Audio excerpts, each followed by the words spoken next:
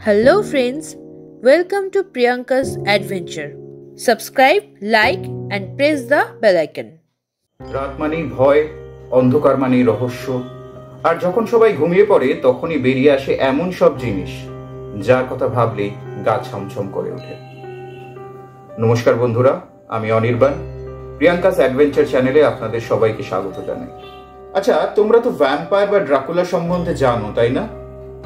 তোমরা ভাবো এগুলো শুধু বিদেশি গল্প। তোমরা কি জানো আমাদের বাংলার মাটিতে এমন সব ক্রিয়েচাররা আছে যারা এদেরকে ভয় পাইয়ে দিতে পারে? হ্যাঁ, আমি কথা বলছি বেতাল, রাক্ষস, পিশাচ এদের কথা। আজ গল্পটা এদেরকে নিয়ে। তাহলে চলো শুরু করা যাক আমাদের আজকের এই গল্প।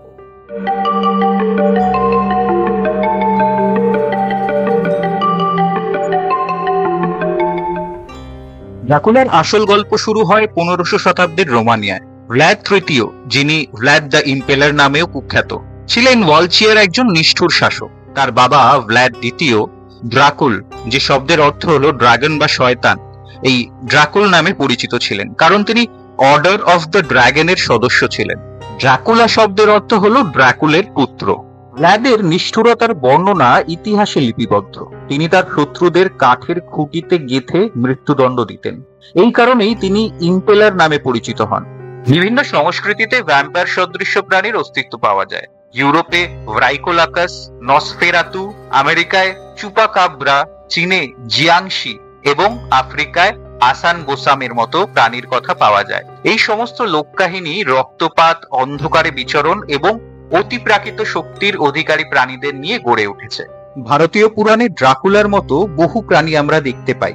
চলুন সেগুলো নিয়ে একটু আলোচনা করা যাক। প্রথম হলো বেতাল, ভারতের প্রথম ভ্যাম্পায়ার। বেতাল হলো ভারতীয় পুরাণের অন্যতম প্রধান রক্তপিপাসু প্রাণী। সংস্কৃতে বেতাল শব্দটি এমন এক আত্মাকে বোঝায় যে শ্মশানে বাস করে এবং মৃতদেহ ভক্ষণ করে। বেতাল জীবন ও মৃত্যুর মধ্যবর্তী সন্ধিক্ষণে আটকে থাকা একটি প্রাণী। বেতালের বৈশিষ্ট্য অনুযায়ী তারা মৃতদেহে ভর করে চলাফেরা করে, ভবিষ্যৎ, বর্তমান ও অতীত সম্পর্কে জানে, শিশু হত্যা ও গর্ভপাত ঘটায়, গাছে উল্টো ঝুলে থাকে বাদুড়ের মতো। আবার এদেরকে মন্ত্রের দ্বারা তাড়ানো যায়। ড্রাকুলার মতন আরেকটি প্রাণী হলো রাক্ষস, যেটাকে হিন্দু পুরাণের দানব বলা। রাক্ষস শব্দটি সংস্কৃত রক্ষস থেকে এসেছে, যার অর্থ দানব বা অশুভ আত্মা। এরা হিন্দু পুরাণের অন্যতম ভয়ঙ্কর প্রাণী, যাদের বৈশিষ্ট্য হলো আকৃতি পরিবর্তনের ক্ষমতা থাকে এদের, রাত্রিচর এবং সূর্যালোকে দুর্বল এরা, কবরস্থানে বাস করে, কাঁচা মাংস ও রক্ত ভক্ষণ করে এরা। রামায়ণের রাবণ ছিল সবচেয়ে শক্তিশালী রাক্ষস।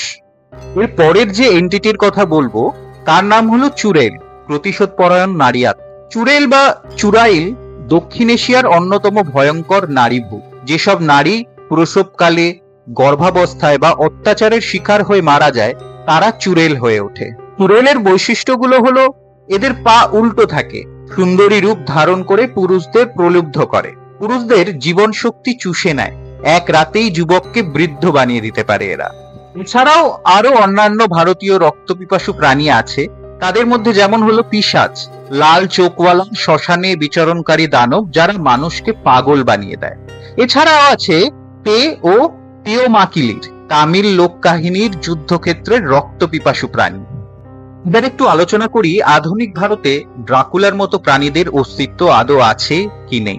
আশ্চর্যজনকভাবে আজও ভারতের বিভিন্ন অঞ্চলে বেতালের পুজো করা হয়। গোয়ার কোঙ্কন অঞ্চলে বেতাল গ্রাম দেবতা হিসেবে পূজিত। আমোনা গ্রামের শ্রী বেতাল মন্দিরে নিয়মিত পুজো হয়।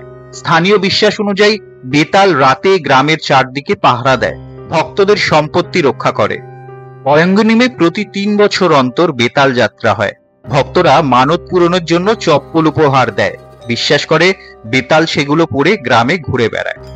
2023-24 সালেও ভারতের গ্রামাঞ্চলে এক ধরনের প্রাণীদের দেখার দাবি করা হয়েছে। উত্তরাখণ্ডের জিম করবেটের উপরে বেতাল ভ্যালি এবং হিমাচল প্রদেশের দক্ষয়ে কবরস্থানে অতিপ্রাকৃত ঘটনার রিপোর্ট পাওয়া যায়। পশ্চিমবঙ্গে শাকচুন্নি, পেতনি, ব্রহ্মদৈত্য, নিশিডাক এবং বেঘভূতের মতো অনেক অতিপ্রাকৃত প্রাণীর কথা আছে। এদের মধ্যে কয়েকটি ড্রাকুলার মতো বৈশিষ্ট্য রয়েছে, যেমন রক্তপান ও জীবন শক্তি শুষে নেওয়া। ভারতীয় পুরাণে এই প্রাণীগুলোর চরিত্র জটিল ও দ্বিমুখী। তাদের একাধারে রাক্ষস ও ধ্বংসকারী ভূমিকা রয়েছে। বেতাল গ্রামের অভিভাবক হিসাবে কাজ করে, অন্যায়কারীদের শাস্তি দেয়, ভবিষ্যৎ বলে বিপদ থেকে রক্ষা করে, ভক্তদের মনোবাঞ্ছা পূরণ করে। এবার অন্যদিকে নিরপরাধ মানুষকে হত্যা করে, শিশু ও গর্ভবতী মহিলাদের ক্ষতি করে, রক্তপান করে জীবিত থাকে, প্রতিশোধ পরায়ণ হয়। এই প্রাণীগুলো আসলে সামাজিক অন্যায়ের বিরুদ্ধে প্রতিবাদের প্রতীক। চুড়েল হয় সেই নারী যার সাথে জীবনে অন্যায় করা হয়েছে। বেতাল পাপীদের শাস্তি দেয় কিন্তু ধার্মিকদের রক্ষা করে। এভাবে তারা এক ধরনের অতি প্রাকৃত ন্যায় বিচারক হিসাবে কাজ করে। এই গভীর গবেষণা থেকে প্রমাণিত হয় যে ড্রাকুলা বা ভ্যাম্পায়ারের ধারণা কেবল পশ্চিমা সংস্কৃতির একচেটিয়া সম্পদ নয়। ভারতীয় সংস্কৃতিতে হাজার বছর ধরে বেতাল, রাক্ষস, চুড়েল, পিশাচের মতো প্রাণীর অস্তিত্ব রয়েছে, যাদের বৈশিষ্ট্য পশ্চিমা ভ্যাম্পায়ারদের থেকেও বেশি জটিল ও শক্তিশালী। আজও ভারতের গ্রামাঞ্চলে এদের পুজো ও ভয় দুটোই বিদ্যমান। তারা আমাদের সামাজিক চেতনায় ন্যায় অন্যায়ের প্রতীক হয়ে উঠেছে।